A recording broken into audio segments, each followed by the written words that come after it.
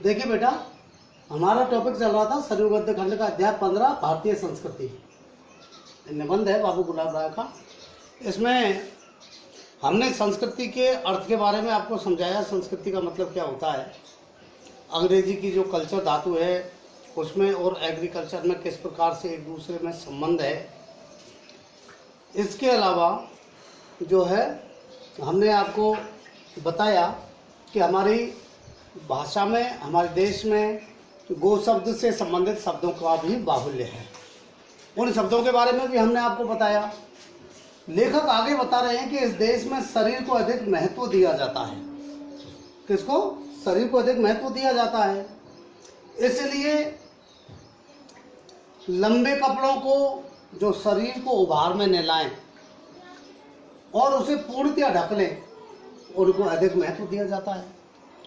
मतलब ऐसे कपड़े जिनसे शरीर उभरा हुआ दिखाई न दे और वह कपड़ों में, ढीले कपड़ों में ढका रहे, इसलिए ढीले कपड़ों का अधिक महत्व है। बिना सिले हुए जो कपड़े हैं जैसे धोती आदि, ये नित्य सहज में धोए जा सकते हैं, आसानी से धोए जा सकते हैं। उसमें सीवन का भी किसी प्रकार से मैल नहीं रह सकता है। धोती में जो सिलाई है, सिलाई में किसी प्रकार का मैल नहीं रहता है, इसलिए धोती को अधिक पवित्र माना जाता है। वे अधिक पवित्र माने जा सकते हैं। हमारे यहाँ नंगे सिर की अपेक्षा सिर ढकना अधिक सांस्कृतिक समझा जाता है। ये विदेशों की संस्कृति है कि नंगे सिर रहें। हमारी संस्कृति ऐसी है कि सिर ढकने को अधिक महत्व दिया जाता है। उदाहरण के तौर पर आप देखिए, लोग शौच के लिए जाएंगे तो सिर ढक करके जाना चाहिए, ये हमारी संस्कृति में बताया है। इसके अलावा भगवान के मंदिर में जाएंगे तो सिर ढक करके जाना चाहिए, ये भी हमारी संस्कृति में बताया है। वैसे भी सिर ढक करके रखना चाहिए। हमारी महिलाएं सिर ढक करके रखती हैं, ये हमारी संस्कृति में बताया है। तो ये जो, क्योंकि हमारे शरीर में जो बाल हैं, बाल भी शरीर के अंग होते हैं, तो बाल भी शरीर के अंग होते हैं, इसलिए जो है सिर को ढकना अधिक सांस्कृतिक समझा जाता है। ऐसा सभी पूर्वी देशों में है, ऐसा सभी पूर्वी देशों में है। यहूदियों के प्रार्थना भवनों में भी नंगे सिर नहीं बैठते। यहूदियों के जो प्रार्थना भवन रहते हैं, जैसे अपन के मंदिर हैं, उनमें भी वो नंगे सिर नहीं बैठते, सिर ढक करके ही बैठते हैं। बाल भी शरीर के अंग होने के कारण ढके जाने की अपेक्षा रखते हैं। बाल भी शरीर के अंग हैं, इसलिए ढके जाने की ही अपेक्षा रखते हैं। इसी प्रकार देश के वातावरण और रुचि के अनुकूल ही जो मंगल वस्तुएं हैं, मांगल्य वस्तुएं हैं, उनका विधान किया गया है। फूलों में हमारे यहाँ कमल को सबसे अधिक महत्व दिया जाता है। किसको? कमल को। इसका संबंध जो है जल और सूर्य दोनों से है।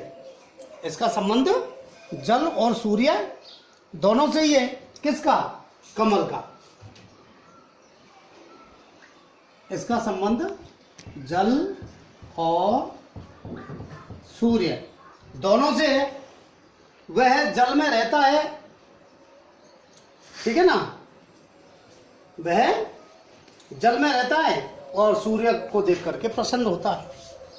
कमल जो है जल में तो रहता है और सूर्य को देख करके वह खिलता है। जल और सूर्य देश की महती आवश्यकताओं में से, सीधी सी बात है। पानी के बिना जीवन नहीं है और सूर्य के बिना भी जीवन नहीं है। रही मन पानी राखिए, बिन पानी सब सून, पानी गए ने उबरे मोती मानस सून। तो जल की आवश्यकता है ही इसके, क्योंकि जल ही जीवन है। और सूर्य भी, अगर सूर्य की किरणें नहीं होंगी तो किसी भी शरीर, प्राणी का या किसी भी वनस्पति का कोई विकास नहीं होगा। तो ये हमारी महती आवश्यकता है। इसका दोनों से संबंध है। कमल ही सब प्रकार के शारीरिक सौंदर्य का उपमान बनता है।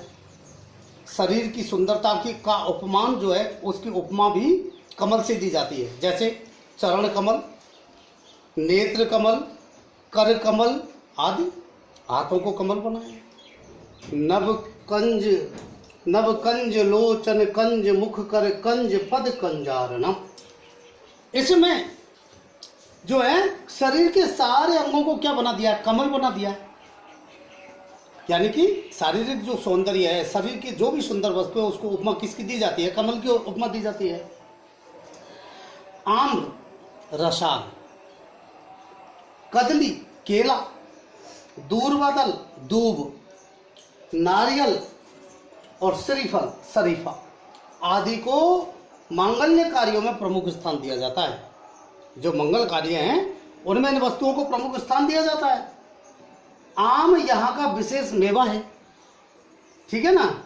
इसमें रस भरा रहता है और इसका बोर बसंत का अग्रदूत है। आम में जब जो बोर आता है वो बसंत की सूचना देता है। हमारे यहाँ अश्वत्थ यानी पीपल, पीपल को भी विशेष महत्ता दी गई है। पीपल को तो भगवान का रूप ही माना जाता है, ठीक है ना।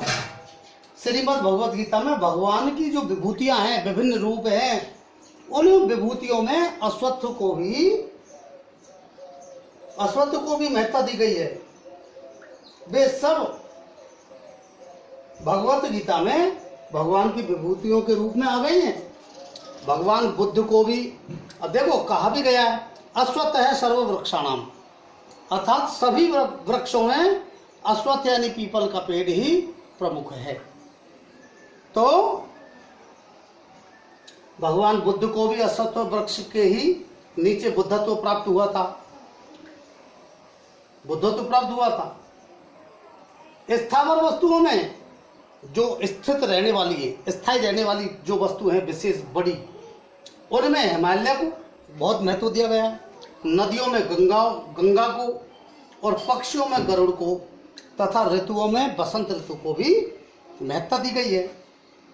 स्त्रीलिंग चीजों में कीर्ति, वाणी, स्मृति, कीर्ति कहते हैं यश को, तो वाणी, स्मृति, याददाश्त, बुद्धि और धृति, धृति मतलब धैर्य को महत्ता दी गई है।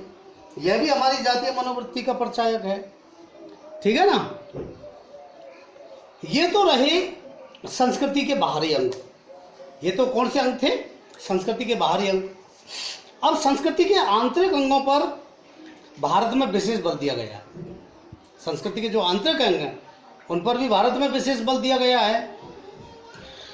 धर्म ग्रंथों में अच्छे मनुष्यों के जो लक्षण बतलाए गए हैं, मनुस्मृति में जो धृति, धैर्य, क्षमा, ठीक है, क्षमा और दया, अस्तेय, चोरी न करना, और इंद्रिय निग्रह, धी का मतलब बुद्धि, विद्या, सत्य और अक्रोध, ये धर्म के 10 लक्षण हैं बतलाए गए हैं। धर्म के कितने लक्षण बतलाए गए? 10 लक्षण। कौन कौन से? धैर्य, क्षमा, दया, अस्तेय, अस्तेय मतलब चोरी न करना, शौच, इंद्रिय निग्रह यानी इंद्रियों पर नियंत्रण, धी यानी बुद्धि, और विद्या, और सत्य और अक्रोध, क्रोध न करना। ये धर्म के 10 लक्षण हैं। क्रोध करना भी पाप माना जाता है। इंद्रियों पर नियंत्रण नहीं है, ये भी पाप है। अगर बुद्धि नहीं है, ये भी पाप है। चोरी की है, ये भी पाप है, ठीक है ना। तो ये धर्म के लक्षण हैं 10 लक्षण बताएं। वे सब भारतीयों की मानसिक और आध्यात्मिक संस्कृति के अंग हैं। किसके अंग हैं? हमारे भारतीय लोग जो हैं उनकी मानसिक और जो आध्यात्मिक संस्कृति है उसके अंग हैं। श्रीमद् भगवत गीता में दैवी संपदा वालों के लक्षण दिए गए हैं, जिनके पास में दैवीय संपत्ति है। वो दैवीय संपत्ति क्या है? जिसमें अभय को सबसे पहला स्थान दिया गया है। कौन सा स्थान? किसको? अभय मतलब भय नहीं करना, डरो मत, इसको पहला स्थान दिया गया है। स्थित प्रज्ञ के लक्षण, स्थित प्रज्ञ के लक्षण श्रीमद् भगवत गीता में 2 अध्याय में जो है, देखिए, सात्विक चीजों के लक्षण 17वें अध्याय में दिए गए हैं। आदि सब भारतीय संस्कृति के अनुरूप जो है सभ्य और शिष्ट पुरुषों के लक्षण हैं।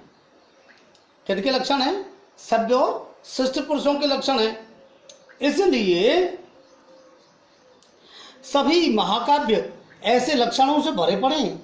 ऐसे सभ्य और शिष्ट पुरुषों के ये लक्षण सभी महाकाव्यों में बतलाए गए हैं। रघुवंश में रघुकुल के राजाओं के जो गुण बतलाए गए हैं वे न केवल भारत के सांस्कृतिक रघुकुल में बताए। रघुवंश महाकाव्य लिखा है आचार्य कालिदास ने, महाकवि कालिदास ने लिखा रघुवंश महाकाव्य। उसमें रघुवंश महाकाव्य में जो है रघुकुल के राजाओं के जो गुण बतलाए गए हैं, रघुकुल किसका? श्री राम का कुल रघुकुल था, तो इनके राजाओं के जो गुण बतलाए गए हैं वे न केवल भारत के सांस्कृतिक आदर्शों के प्रचारक हैं, हमारी भारतीय संस्कृति को प्रकट करने वाले हैं कि हमारी संस्कृति इस प्रकार की थी, हमारे यहाँ के लोग इस प्रकार के थे, हमारी यहाँ की मान्यताएं इस प्रकार की थी, हमारे यहाँ के विद्वानों में महापुरुषों में ऐसे लक्षण थे और आम व्यक्ति भी उन्हीं लक्षणों को अपनाने की जो है प्रेरणा लेता था। तो ये हमारे भारत के सांस्कृतिक आदर्शों के प्रचारक हैं, बल्कि उनसे अतीत का भव्य चित्र हमारे सामने देखने को मिलता है। भैया हमारे जो है अतीत का भव्य चित्र भी देखने को मिलता है। हमें पता चलता है कि हमारे पुराने समय के जो महापुरुष थे, पुराने समय के जो व्यक्ति थे, वो किस प्रकार के थे। देखिए, दूसरों को दान देने के लिए ही जो संपन्न बनते थे, संपन्न किस लिए बनते थे? आजकल तो यह है कि दूसरों को लूटो और खाओ, यह संस्कृति हमारी पाश्चात्य संस्कृति की प्रचारक बन रही है, उसी का अनुकरण करने लगी है। नहीं तो हमारी भारतीय जो संस्कृति थी उसमें जो लोग संपन्न बनते थे वो किस लिए बनते थे? दूसरों को दान देने के लिए। उनका धन दानाय था, सत्य के लिए ही मितभाषी बने हुए थे, कम बोलते थे। मितभाषी का मतलब कम बोलने वाला। अब जो कम बोलेगा वो सत्य बोलेगा, क्योंकि काम की बात करेगा, फालतू नहीं बोलेगा। जो ज़्यादा बोलेगा वो काम की बात कब तक करेगा, इसलिए उसको झूठ तो बोलना ही पड़ता। तो मिथ्याभिमान के कारण कम बातचीत नहीं करते थे कि भाई खुद को घमंड है इसलिए कम बातचीत करते, केवल सत्य के कारण, केवल जो है सत्य बोलने के लिए ही जो है कम बोलते थे, मितभाषी बनते थे। जो यश के लिए ही विजय प्राप्त करते थे, किसके लिए? यश प्राप्ति के लिए ही जीतते थे, केवल संपत्ति हड़पने के लिए नहीं, धन राज्य छीनने के लिए नहीं। यश को अपने यहाँ अधिक महत्व दिया गया है। किसको? यश को अधिक महत्व दिया गया है। हमारे पूर्वज यश के लिए समस्त संपदा और वैभव त्यागने को सदैव तत्पर रहते थे। राजा हरिश्चंद्र का उदाहरण आपके सामने है। राजा थे और उसके बावजूद भी सब कुछ संपत्ति त्याग दी। महर्षि दधीची का आपको उदाहरण आपके सामने है। इसी प्रकार से जो है बहुत से राजा, महाराजा पुरु का उदाहरण आपके सामने है। तो इन्होंने यश प्राप्ति के लिए सब कुछ अपना सर्वस्व त्याग कर दिया। तो इस प्रकार से जो है, जो अर्जुन से भी श्री कृष्ण ने अंतिम अपील यही की थी। कौन सी अपील? यभो लभस्व, यानी यश प्राप्त करो। यभो लभस्व, यश प्राप्त करो। संतान के लिए, कामोपभोग के लिए नहीं, वरन अपने पितृ ऋण को चुकाने के लिए और समाज को अच्छे नागरिक देने के लिए ही जो गृहस्थ बनते थे। इसलिए संतान उत्पन्न करते थे ताकि समाज को अच्छे नागरिक मिल सके और अपने पितरों का ऋण चुकाया जा सके। केवल अपनी वासनाओं की पूर्ति के लिए ही विवाह नहीं करते थे। तो इस प्रकार से बाल्यावस्था में जो विद्या अध्ययन करते थे वे यौवन में विषय भोग करने वाले, वृद्धावस्था में मुनिवृत्ति को धारण करने वाले और योग द्वारा शरीर को त्याग करने वाले ऐसे बनते थे। आजकल तो रोगोणांते तनुज जाम की बात हो गई है, मतलब रोग से शरीर त्याग कर रहे हैं। आजकल तो ये स्थिति हो गई है। ऐसे रघुवंशियों के कुल का मैं कौन, कालिदास, मैं कालिदास वर्णन करता हूँ। रघुवंश महाकाव्य में लिखा है उन्होंने कि ऐसे रघुवंशियों का मैं जो है, रघुवंशियों के कुल का मैं वर्णन करता हूँ। यद्यपि मेरे पास वाणी का वैभव अधिक नहीं है, कालिदास ने लिखा है, यद्यपि मेरे पास वाणी का अधिक वैभव नहीं है। इससे पता चलता है कि प्राचीन भारत में त्याग, सत्य, यश, आश्रम विभाग, सामाजिक कल्याण की ओर अधिक ध्यान दिया जाता था।